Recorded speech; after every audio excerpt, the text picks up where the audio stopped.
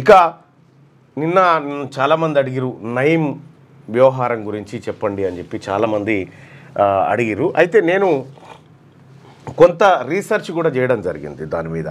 ఏం జరిగింది, నయీం డైరీలో ఏముంది, ఏం జరిగింది అనేటువంటి అంశాన్ని రీసెర్చ్ చేయడం జరిగింది. అయితే అది చాలా పెద్ద మిస్టరీగా ఉంది.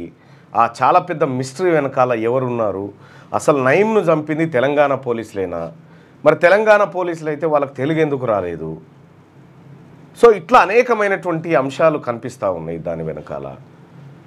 ఇక నయీంతోనే అంటగాగిన వాళ్ళైతే ఇప్పుడు చాలామంది ఉన్నారు చట్టసభలలో. చాలా పెద్ద పెద్ద తలకాయలు ఉన్నాయి, మా సభలోనే పెద్ద తలకాయలు ఉన్నాయి. అయితే విషయం ఏంటంటే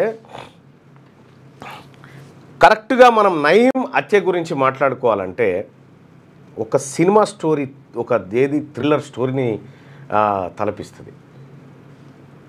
గుజరాత్ రాష్ట్రానికి నయీం హత్యకి ఏం సంబంధం ఉంది, ఏం జరిగిందనేది ఒకసారి చూద్దాం.